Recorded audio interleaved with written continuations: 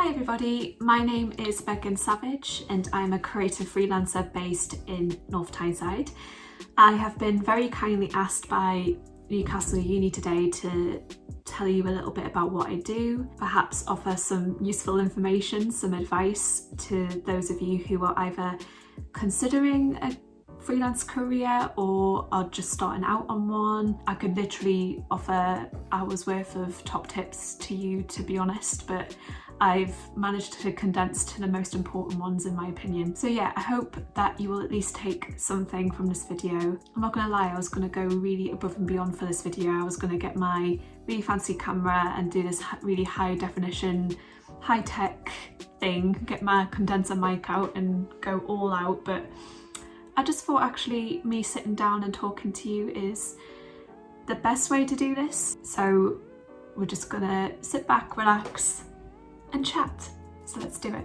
Well, creative freelancer is a very broad word, so I'm going to start by telling you a little bit more about what I do specifically. I am a musician. I graduated in 2018 in contemporary and popular music at Newcastle University. Yes, that is a very long degree name. I am a singer-songwriter, so I don't play any instruments, but I sing and I write music. I guess my main project in the music side of things is I'm in a band called Lunar Blue, which is a pop duo between me and my very good friend, Frankie Hay. I'm a digital content creator, so I occasionally work with local organisations and fellow freelancers to help build some content for them. So that can be in the form of photography, show reels, blog posts, social media, like managing the social media for a day, for an event, for example. But I guess like the main aspect of that side of my work is photography. I do get a lot of inquiries mainly by just people I know through the Northeast region, you know, like contacts I've gathered over the years who, you know, they want some photos, like stock photos that they can just dish out on their socials. And that's kind of what I do. So I'll take them out on location and just get a few really nice shots of them. So that's one other aspect. This is a very new role for me, but I am a podcaster. I run my own podcast called Canny Creative. And Canny Creative is a podcast series which explores and celebrates the Northeast music sector. So I do it alongside my very good friend Luke Gall, and every episode we will talk to someone within who are either from or are based in the Northeast and have cultivated some sort of career in the music industry. And they could be an artist, they could be purely a songwriter, they could be a technician, they could be a teacher. You know, we're wanting to really get a full scope of how vibrant and how amazing the Northeast music sector is. I guess my main role, which I have officially been in for the past 7 years, is being Senior Creative Strategist at a company called This is Creative Enterprise, otherwise known as TICE. TICE is an organisation which works with young people to help them explore and get a taste of the creative sectors. So we run workshops.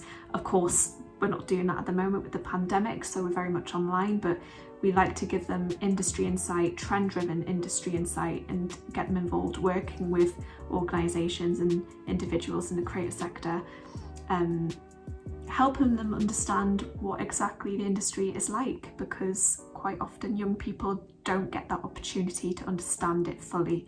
So yeah.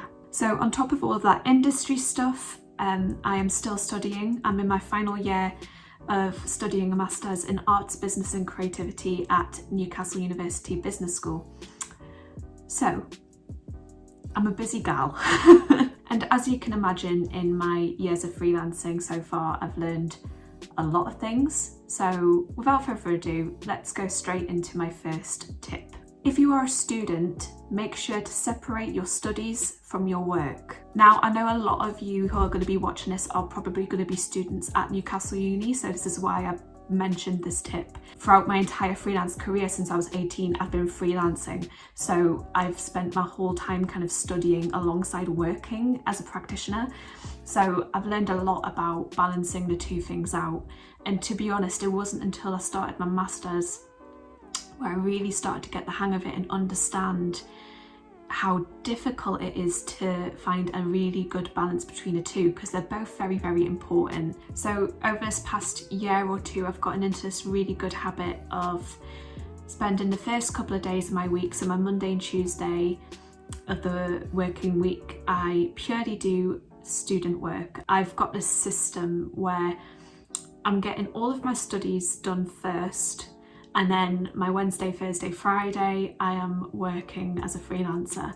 So I've gotten into this really good habit of separating the two, and it's so beneficial. I've only realised this past year my grades have gotten better, my attention span's gotten way better. And also, like, to be completely honest, you know, I mean, I absolutely love studying, don't get me wrong, but there is something slightly more exciting and new and, I don't know, thrilling when you're working on like a client project, or you're freelancing, performing, songwriting, doing creative things rather than reading academic texts, for example. So I find that when I do my first couple of days of studying, I can really immerse myself in it. I'm concentrating, I'm making sense of what's happening because it's very information heavy. And then I've got the rest of the week to be creative and just let loose and, you know, really enjoy it for what it is, and not think about the fact that I haven't studied for a week, or I've got this deadline for uni and I haven't even started it yet. You know, at least you know deep down in the back of your head that you are scheduling out your week appropriately, and you're getting those hours in for both your freelancing work and your studying. This leads on very nicely to my second tip, which is do what you can to make sure your work feels separate from your personal time. This is kind of a similar approach to what I just mentioned before, but I guess it's a little bit different. And I think this applies to if you are a freelancer, but also if you are working from home at the moment with the pandemic.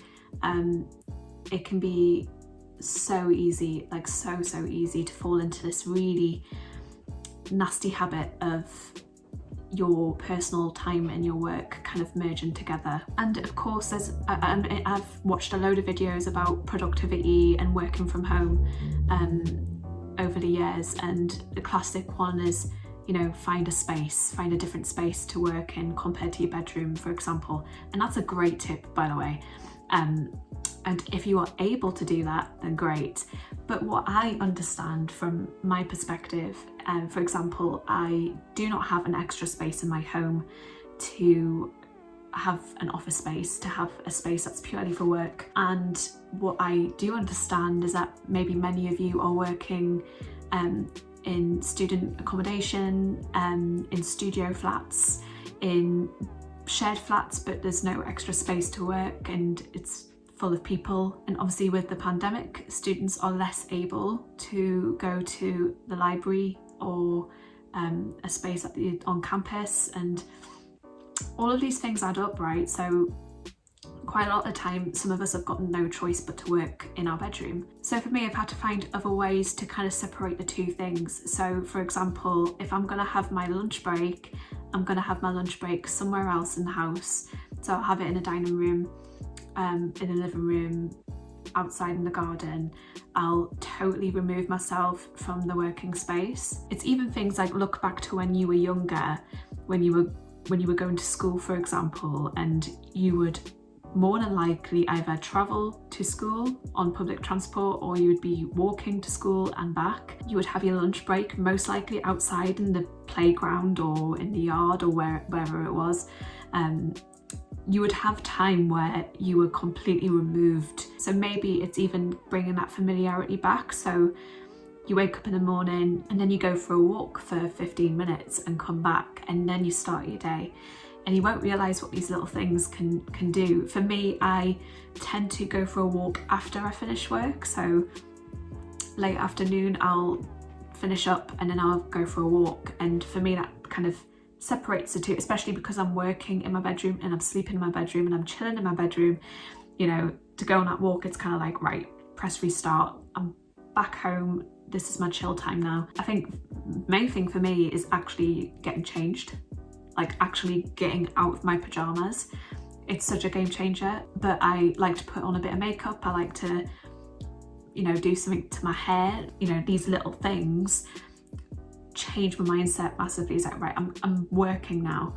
And for a lot of people, makeup won't be that, so I totally appreciate it, and there's different ways to feel good.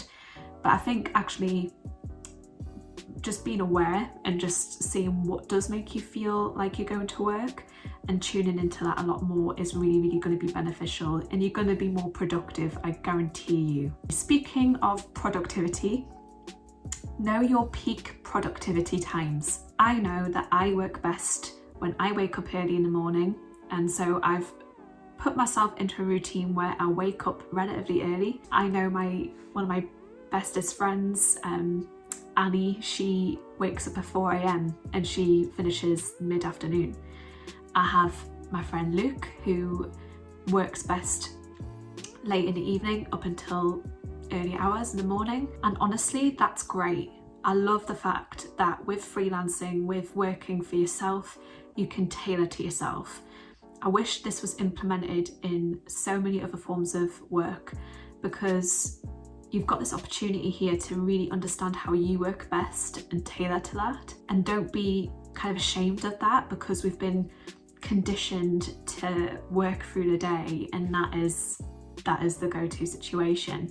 But if your brain works better in the evening, if you are more productive, you feel more comfortable, you feel less stressed when you're working at nighttime, that shouldn't be regarded as wrong. That is totally perfectly fine. What I will say is that if you do work way too early in the morning, or if you work way too late at night, I think you need to be aware of other people's situations. So the kind of average working day is like a 9 till 5, right? So if you are planning on emailing someone at 11 p.m. at night, that's when things get a little bit, it gets a little bit uncomfortable, because then you are not regarding the average working day of a person. So you're being assumptive that that person's going to be awake and ready to answer your email. So the best thing to do is to schedule your emails, your messages, your work or whatever so if you're a late worker working late at night, schedule your emails for the next morning, for example. And it's just being professional and respectful of, you know, the person that you're working with. You might find that they do the average working day, and it's just that level of courtesy and professionalism. So definitely work to your times, but be aware that other people might not be working to your times, so tailor to that as well. My next tip is write it down. This seems like a really simple thing to say, so it feels a bit idiotic for me to put this down as a tip, but with freelancing, in my circumstance anyway, your list is constantly changing. Your to-dos are constantly changing. Little things get added to the list. You know, with Tice, for example, I do multiple job roles within the organisation. So it's a bit of admin, there's project generation, there's social media work. So I'm managing a lot of things in one go, and that's just for Tice. I'll get maybe a voice message or text off my boss Jen, hi Jen, and she'll go, oh, can you quickly do this thing for me? And what can very easily happen is I'll listen to it and I'll go, cool, yeah, I'll do that later. And then hours later, you've done this and that and this and that and this and that, and you have just completely forgotten what she said. I have different ways of organising all of the information that I need for the week. Every weekend on Sunday, more so Sunday, I will look at my week ahead and I will plan. I'll make sure everything is booked in for that week and I know exactly what I need to tick off. And these can be little tiny things. I even put working out as my to-do. Any other little things that have cropped up in the week, like, can you do this for me? Can you do this for me? I note it down for a week and I make it all fit in, so I'm not asking for too much of myself per day. I'm just spreading everything out across the week, and it's efficient, it's easy to understand, it's doable. So I write all of this down in, first of all, a diary. I'm going to get my diary, hang on. I have this, so it's like a executive planner, it's called. It's Collins Executive Planner. It's just a very simple, you know, day by day thing, but I write everything down that I need to do in that week. I'll add to it here and there if I need to. Like I said, if I get a text and I get asked for something, I'll quickly write it down in here. And I get a very good satisfaction of highlighting it or crossing it out when I've completed it, which is, oh, it's such a small thing, but it's so satisfying. I use Google Calendar to lay out what my day is going to be like. So I won't actually specifically write down what it is that I'm doing that day, but I'll maybe 8 till 12, I'll do like a big bar and I'll put work. So I know that I have to work in that time, and then I'll have lunch break, you know, so that's more of a generic kind of planning my day. And then I have a master list. So these are things that are like more long-term ticky list things. So I'll write them down on OneNote, on Microsoft OneNote, and I'll know that, you know, if I run out of things to do, which is very rare, but if I finish off a big thing, I'll be like, right, okay, what's next? Basically, the more you write things down, the more reliable you're going to be as a freelancer. You have a reputation to hold when you're a freelancer. You have to, you know, show people how committed you are and how much you're passionate about what you do. And quite a lot of the time, it comes down to organising your time effectively and being reliable, you know. It's really, really important. Also, if you keep everything in your head and you don't write it down, it's stressful. You just put more stress on yourself. Just write it down. Again, this leads on to my next tip, which is be proactive, not reactive. When you're a freelancer, don't wait for things to come to you. It's a waste of time. You need to push things forward. You need to be the one that contacts people. You need to be the one that promotes yourself, which is very, very hard to do. But sharing with people what you do and offering your services to people, networking, really engaging and being truly, truly invested in the work you're doing and sharing with people how invested you are. That's what's going to get you the work. When you're freelancing, you've got to be passionate about it. Otherwise, you are going to lag. You are just going to react and not be proactive. You need to be excited by what you do, and if you're excited about it, the proactiveness will either straight away or very slowly, gradually, naturally come into place and be a result of your excitement and passion. My next tip is, if you have an idea, don't wait until you have something to the highest quality. Working for this as Creative Enterprise, I did work experience when I was 16, 17. I just fully immersed myself, again, showed my passion and excitement. I had no experience in working for something like Tice before. I was purely music, I was purely performing, singing. I never once thought that I would go into kind of business development, business engagement, social media, digital content creation. But Jen saw something in me that I was willing to learn. She knew that I had no experience in it, but she just took me on board for an internship when I was 18 because she knew that I would put everything into it. And it all goes down to that. I didn't have a fancy camera. I didn't have everything to a T, you know, and she knew that. But because I was willing to learn, my skills were gradually growing and growing. And you'll see kind of from when I started taking photos of workshops, for example, to now. And this goes for my photography as well. I got this camera when I was 18. I had no idea how to use it. I didn't even know what the buttons meant, but I was just, for free, I was just going to different gigs. I was taking photos of my friends. I was just kind of understanding what it was, you know. I was just self-taught. I was going with the flow. Now I've got the software, I've got a way more of an understanding of the camera. I really enjoy the journey of it.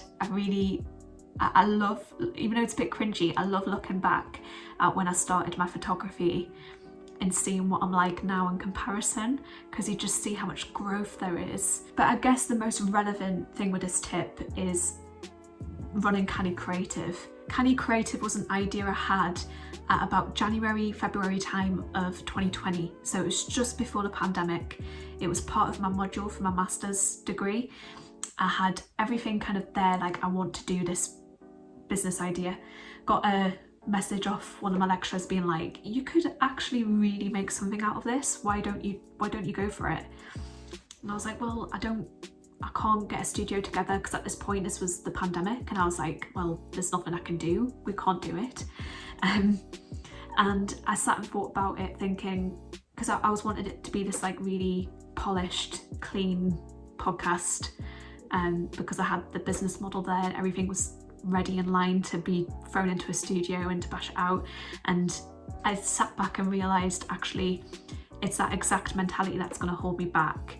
And I realised, you know, we have to adapt. We have to adapt to these things, and just make it work for the time being. Just get the fundamentals down, and again, you'll learn along the way, and you'll see this huge journey. When we first started season 1, my condenser mic was attached with a bobble, like a hair bobble.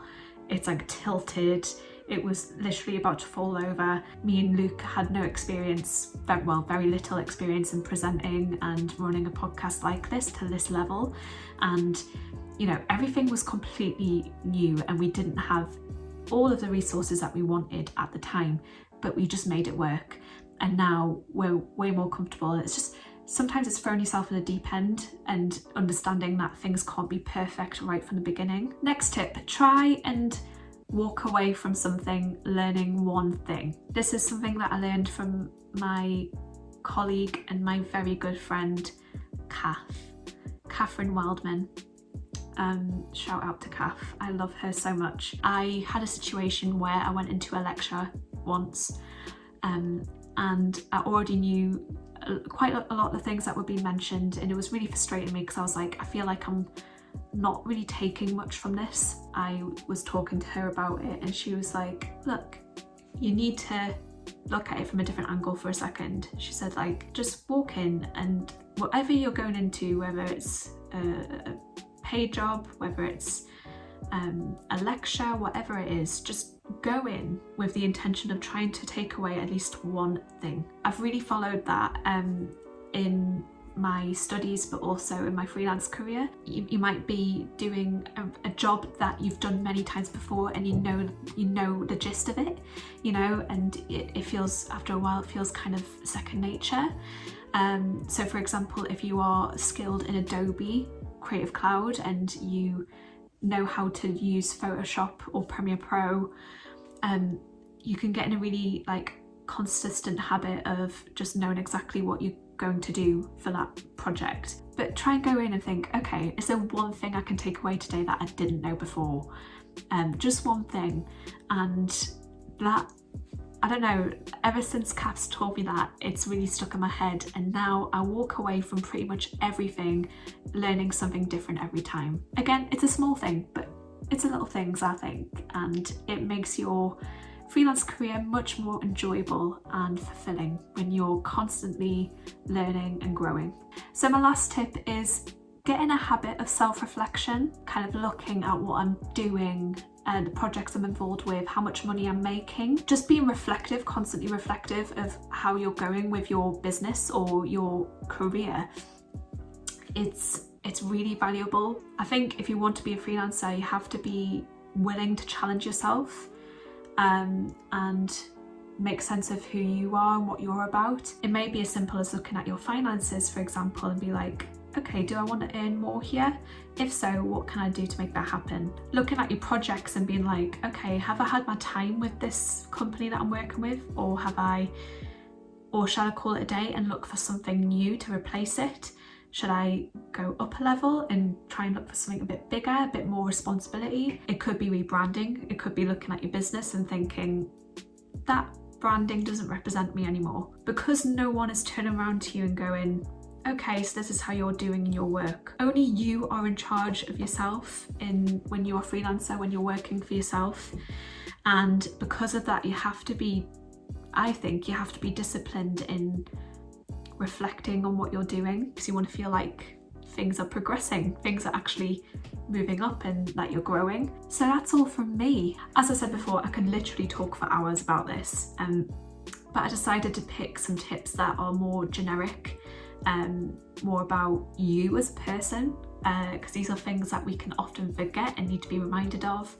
I'm absolutely open to hearing from anybody who's enjoyed this video and wants to ask any questions or learn a bit more about a freelance career, you'll find me on LinkedIn, so just type my name in LinkedIn and get in touch with me if you have any questions. I'm more than happy to have a chat.